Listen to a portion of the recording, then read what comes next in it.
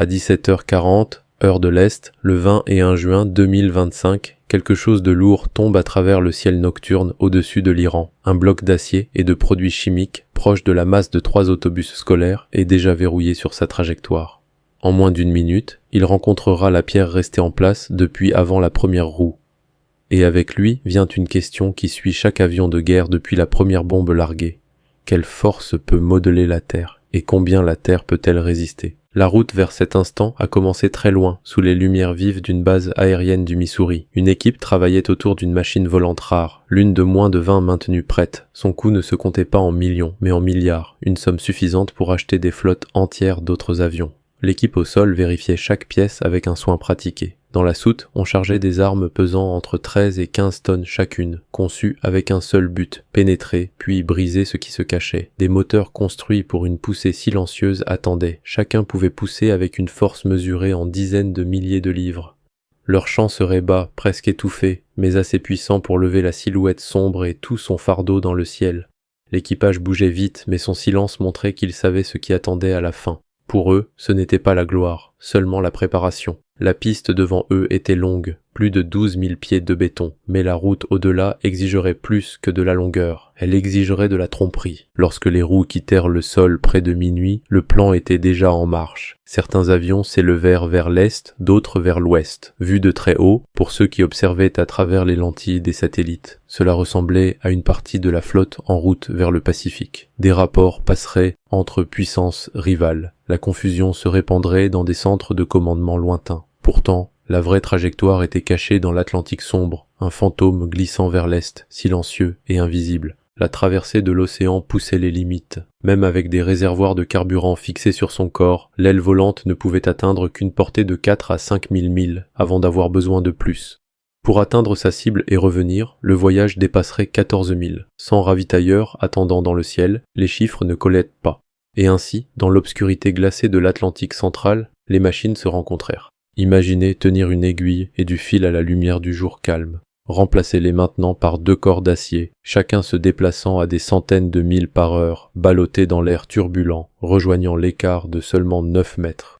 Le bombardier se stabilisait sous le ravitailleur, gardant une position précise, environ 5 mètres plus bas, sans dérive latérale, chaque correction aussi nette qu'une chirurgie. Derrière eux ne s'étendait que la nuit. Une descente trop rapide, un écart trop large, et le métal se déchirerait. Le pilote tenait la ligne tandis que le carburant s'écoulait à un rythme d'environ 1000 livres par minute. À l'arrière du ravitailleur, l'opérateur luttait contre ses nerfs, les mains fermes bien que le corps transpirât dans l'air glacé. La tâche prit fin, puis se répéta 2 autres fois en route, jusqu'à ce que les 2 appareils se séparent en silence. Ce qui venait ensuite serait encore plus dangereux. Du ciel vide apparurent d'autres formes. Des raptors rapides et acérés, leurs yeux atteignant plus de 300 km à l'avant, entrèrent en escorte. Chacun portait des missiles dans le seul but de nettoyer le ciel de tout ce qui viendrait à leur rencontre.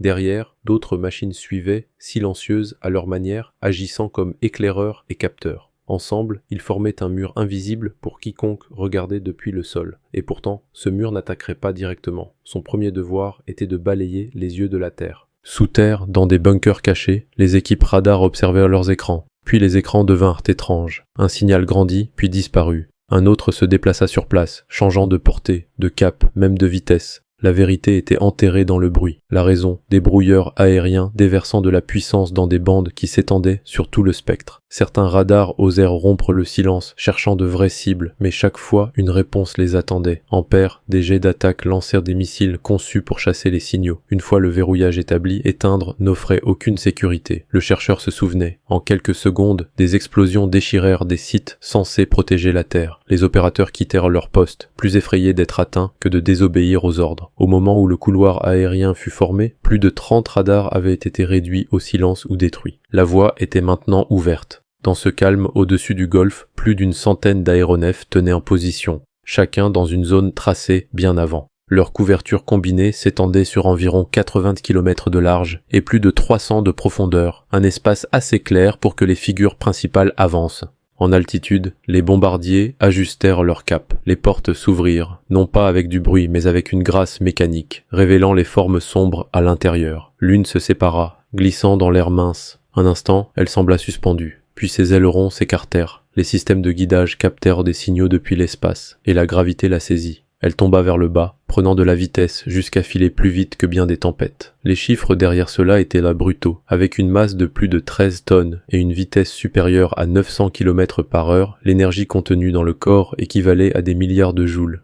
La pierre ne se briserait pas d'un coup, mais des ondes de pression ramperaient à travers les fissures, poussant au-delà du design, au-delà de la résistance. Le sol trembla lors de la première frappe. Pour quiconque à proximité, cela se sentirait comme un séisme artificiel, une brève secousse sur l'échelle de Richter. Pourtant, la détonation ne se produisit pas au premier contact. La fusée attendit, comptant, jusqu'à ce que l'arme ait mordu profondément, des centaines de pieds sous la roche. Ce n'est qu'alors que le noyau s'enflamma, libérant des milliers de livres de force explosive dans une cavité qu'il s'était créée. La surpression se répandit, plus forte que 10 fois ce que le béton pouvait résister. De la poudre resta là où jadis se tenaient acier et pierres renforcées, et ce n'était que le début. D'autres tombèrent, chacun placé pour se chevaucher avec les autres, jusqu'à ce que la masse même de la montagne se retourne contre elle. À un œil en surface, cela ressemblait à des météores, des éclairs suivis de tonnerres roulants. Mais tandis que cette tempête se déroulait, une autre vague avait déjà quitté son berceau. Des heures plus tôt, très loin sous l'océan, un sous-marin attendait. Construit autrefois pour porter des armes de feu nucléaires, il avait été remodelé à grand prix. Désormais, au lieu de 2 douzaines d'ogives, il contenait plus d'une centaine de missiles de croisière. Chacun pouvait parcourir environ 2400 km, propulsé par un petit moteur à réaction, guidé par des systèmes capables de comparer mémoire et terrain. À faible profondeur sous la surface, le corps du sous-marin trembla lorsque le gaz éjecta les missiles un par un. L'eau repoussait, forçant l'équipage à équilibrer les réservoirs avec rapidité. Monter trop haut et la détection était certaine. Descendre trop bas et les limites de la coque étaient testées. Ils réussirent pourtant, et en quelques minutes, 30 icônes bleues apparurent sur l'écran du capitaine, chacune s'éloignant, chacune avec une horloge au-dessus. La trajectoire de ces machines était basse, à peine au-dessus des cimes des arbres. Elles volaient pas assez vite pour briser le son, mais assez pour que les défenseurs aient moins d'1 minute pour réagir. En chemin, elles s'ajustaient constamment, renvoyant des images aux satellites au-dessus, transformant des bombes en éclaireurs. À leur destination, le bruit des petits moteurs à réaction atteignit des oreilles au sol. Les systèmes de défense rapprochés tentèrent de répondre, mais entre le brouillage et les fenêtres trop courtes, il n'y avait aucune véritable chance. Les impacts survinrent en moins d'1 minute. Des réservoirs contenant des composés dangereux se rompirent, des installations devinrent toxiques et des structures s'effondrèrent dans des éclats de feu. Dans les airs, les bombardiers reprirent la route du retour.